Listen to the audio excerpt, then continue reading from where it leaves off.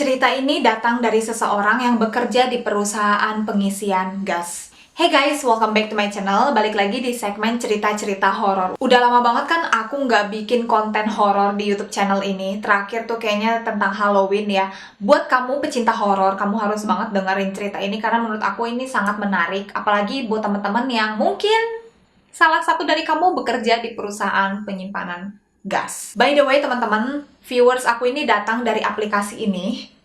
Dan buat kamu yang pengen cerita, konsultasi, nggak ada tempat untuk curhat, boleh banget mampir ke live aku ini. Bolehlah sekali-sekali dikasih gift-nya dong, sekalian support aku. Jadi aku sebagai host live di Bigo ini juga, dan salah satu viewers aku ini dia menceritakan pengalaman horornya di DM. Nah, di sini aku akan bacakan cerita ini kepada teman-teman semua. So, tanpa menunggu lama, siapin snack, siapin minum, karena ini ceritanya bakal panjang banget. Let's go start. Assalamualaikum Syala, ini cerita pengalaman bisa dibilang horor. Kisah ini diceritakan oleh seorang laki-laki, kita sebut saja namanya Upin. Dia pernah punya pengalaman bekerja di perusahaan penyimpanan gas. Dulu waktu kerja menjadi satpam di salah satu perusahaan penyimpanan gas di daerah Subang, Jawa Barat, tepatnya di daerah Pantura. Tapi nggak akan dikasih tahu spesifik perusahaan itu apa ya. Pas banget, waktu pertama kali dia kerja, dia kebagian shift malam. Nah, kalau udah kata-kata shift malam ini udah pasti banyak pengalaman-pengalaman horor yang dialami orang-orang ya. Mungkin mereka sebagai kasir McD atau ya kasir Alfamart, Indomart ya. Ini kenapa jadi sebut nama brand nih? Oke, lanjut ke ceritanya. Aku dengan rekanku yang bernama Randy itu kebagian shift malam. Karena aku anak baru, makanya ditugaskan untuk menjaga di area paling belakang. Informasi sedikit, luas pabrik yang aku jaga ini 2 hektar kurang lebih. Dan aku duduk di pos belakang, cuma sendirian. Awalnya sih nggak ada apa-apa, tapi mulai pukul 10 malam, disitulah kejadian horornya. Dia mulai ngedengar ada suara orang di malam hari. Padahal dia kan lagi sendirian, tapi dia ngedengar ada suara orang. Siapa itu? Seseorang yang mukul besi. Padahal saat itu kan dia lagi jaga shift malam ya. Satu kali ya, aku nggak peduliin. Terus tiba-tiba aku ngecium bau melati. Di dalam pabrik itu kan banyak banget truk yang mengangkut gas LPG beratnya 3 kilo. Di situ kan ada 5 mobil yang berjejer. Nah, Kak Upin ini mau cek dong satu persatu. Sampai di mobil ketiga, dia mendengar suara aneh di belakang mobil itu. Suaranya itu kayak orang yang merintih kesakitan. Mungkin ini minta tolong ya. Tapi belum lihat apa-apa. Sumpah, itu kedengeran jelas banget. Sampai dengkul aku lemas banget. Nah, setelah kejadian itu, akhirnya aku pergilah ke pos depan. Aku samperin si senior aku, Randy. Aku cerita semua kejanggalan ke dia. Dan dia cuma senyum doang.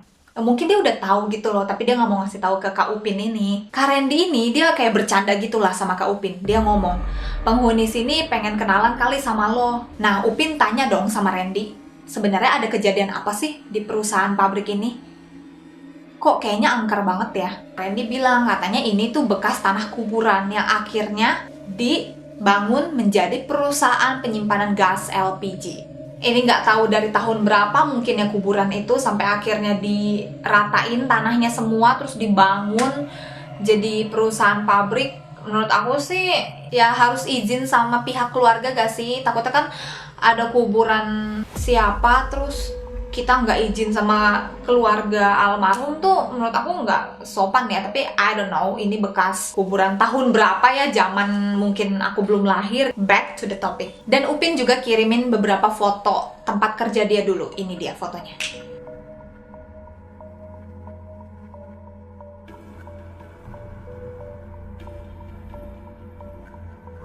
Wow, ini fotonya yang aku lihat. Gila, kalau malam hari gelap banget ya. Lampunya kayak minim banget. Iya sih. Dalam satu mobil itu mengangkut beberapa gas LPG itu ya. Besoknya, dia dapat job untuk ngejaga lagi. Bareng seniornya Randy lagi yang tadi. Kelilinglah dari jam 8 malam sampai jam 8 pagi. Wow, jam 8 malam sampai jam 8 pagi. Kalau shift malam begitu tuh. tidurnya di siang hari. Hari ini aku dapat tugas untuk jaga malam lagi. Pas aku mulai keliling bagian gudang, tiba-tiba kecium wangi bunga sama pandan. Serem sih. Ya tapi gimana nih resiko pekerjaan aku? Mulailah dia kayak masuk ke gudang itu untuk hitung tuh berapa sih jumlah gas LPG-nya. Di saat Upin melakukan tugasnya, tiba-tiba lampu mati. Nah, di saat mati lampu ini, Upin melihat ada bayangan sosok hitam tinggi di bagian pojok. Itu besar, tinggi, sampai tingginya 13 meter. Kepala bayangan si sosok hitam itu sampai mentok ke atap. Ya, kalian tau lah di pabrik itu kan, tadi kamu lihat ya fotonya teman-teman. Itu kan namanya juga pabrik, yang nggak ada, apa sih bahasanya, plafon, apalah itu. Benar-benar nembus sampai genteng atas kan, sampai atap. Nah, kira-kira tingginya segitulah guys. Tapi si bayangan itu nggak ngapa-ngapain sih, cuma berdiri aja di pojok. Aku cuma diem, lemes. Dengkul aku lemes banget. Ada kali aku berdiri di sana 10 menit.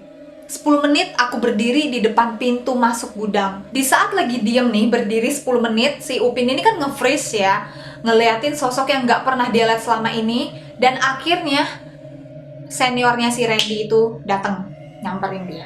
Dan syukurnya di saat seniornya Randy ini datang, bayangan itu, sosok itu sudah hilang.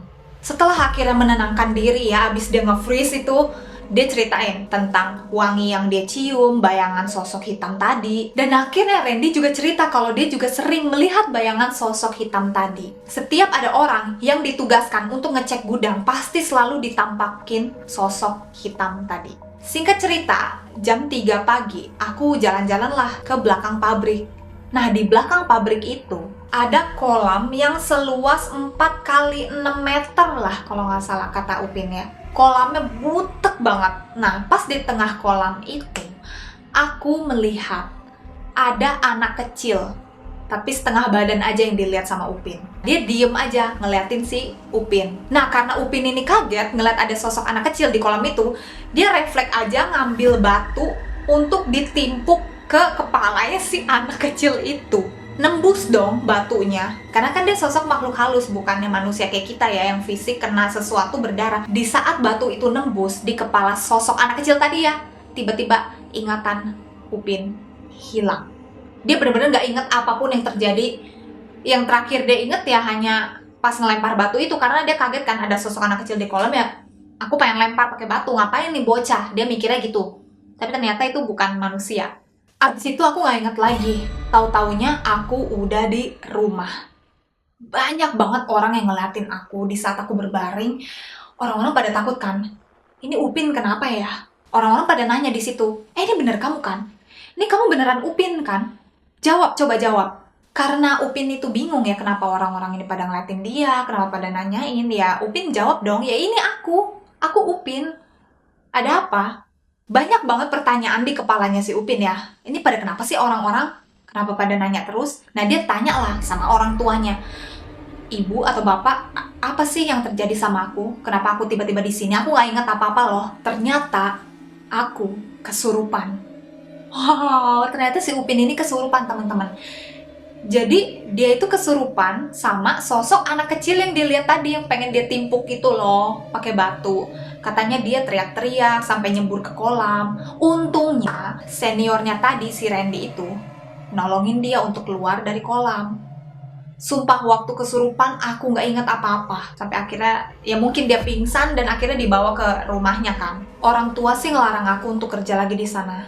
Tapi gimana? Aku kan anak satu-satunya di dalam keluarga. Aku kuat-kuatin aja lah kerja di situ demi bertahan hidup, demi mencari uang. Nggak apa-apa deh kejadian kemarin diganggu-ganggu, yang penting aku bisa bertahan untuk mencari uang. Itu pikiran Upin yang dimana dia tuh nggak ada pilihan lain ya untuk bertahan hidup selain tetap kerja di sana. Nah, di malam selanjutnya biasa aja sih, nggak ada aneh-aneh, udah nggak ada kejadian itu lagi. Tapi ada kejadian lagi, karyawan produksi ditemuin meninggal di ruang dapur. Oke, aku merinding sekarang. aku lumayan merinding kalau yang ini. Padahal ini aku syutingnya pagi hari loh. Aku syuting jam setengah 9 pagi, astaga. Aku mulai merinding karena ini kayaknya mulai masuk ke gongnya. Ini kayaknya mulai masuk ke puncak horornya deh. Ada kejadian yang tadi ya, karyawannya ada yang meninggal di dapur.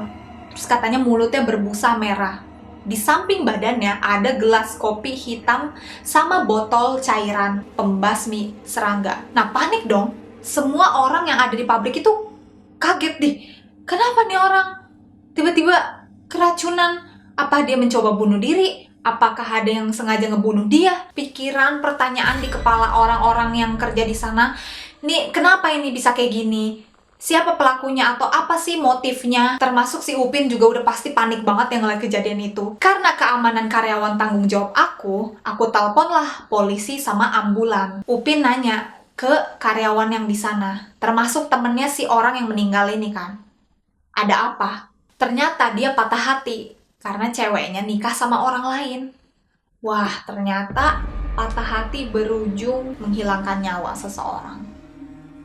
Turut berduka cita. 2 hari setelah kejadian itu, Upin ini merasakan ada kejanggalan-kejanggalan yang aneh. Kayak dia mencium bau anyir di ruangan dapur. Terus sering juga ngedengar orang tuh lari-lari di koridor kantor. Kalian tahu kan di koridor kantor itu kan tempat orang untuk jalan-jalan atau mau masuk ke dalam ruangan ya. Dia sering ngedengar kayak suara langkah kaki orang yang lari-lari di sana. Di koridor kantor sampai di ruangan produksi. Dan ternyata ada karyawan yang pernah ngalamin kalau sosok itu menampakkan dirinya. Dan itu merasa kayaknya dia tuh diteror sama sosok makhluk itu. Dan puncaknya si Upin ini ternyata ngerasain kalau dia tuh diteror sama sosok itu. Waktu itu Upin dapet jaga malam nih. Ya nggak terlalu malam sih kak, sekitar jam 9. Ya mohon maaf itu udah malam sih, jam 9 ya. Si Randy seniornya itu nyuruh aku untuk bikin mie rebus di dapur. Malam-malam bikin mie instan enak ya guys. Sebetulnya aku males sih, tapi ya apa boleh buat, dia kan senior aku, jadi aku harus nurutin kemauan dia. Akhirnya aku buatlah mie untuk Kak Randy. Pas aku buat mie, aku berasa ada yang sentuh pundak aku. Sampai 3 kali dia nengok, gak ada siapa-siapa. Ada yang sentuh, ada yang mukul juga katanya di pundak dia. Nah, Upin ini merasa ketakutan. Ya udah dia cepet-cepet lah bikin mie. Dengan deg-degan, mungkin keringet dingin juga ya, tapi dia harus kelarin bikin mie-nya untuk seniornya. Di saat mie-nya sudah jadi, dia keluar dapur, ada yang manggil dia, woi, woi, woi. Itu 3 kali. Tapi aku cari gak ada orang sama sekali. Dan dia ngecek, cuma ada dia dan Kak Randy doang. Posisinya Kak Randy juga ada di pos depan. Jadi siapa yang pegang pundaknya Upin dan siapa yang manggil woi di daerah dapur? Oke guys, jadi segitu aja cerita dari viewers aku, sebut saja namanya Upin. Jujur ini merinding banget. Apalagi puncak horor itu di saat ada yang keracunan karena patah hati, ditinggal nikah sama pacarnya tuh, wah gila sih. So, pembelajaran dari video ini teman-teman jangan lupa sering berdoa dan sering-sering doakan makhluk-makhluk di sana agar mereka berbahagia dan bisa tenang di alamnya masing-masing. Ya pokoknya hidup masing-masing aja gitu loh. Kamu fokus di dunia kamu dan mereka juga fokus di dunianya. Kita jangan pernah nantangin mereka. Oke, thank you juga sekali lagi buat viewers aku, Kak Upin. Kalau misalkan teman-teman ada cerita horor, kalian boleh banget DM aku di Instagram atau di TikTok. Follow sosial media aku and see you on my next video. Bye-bye!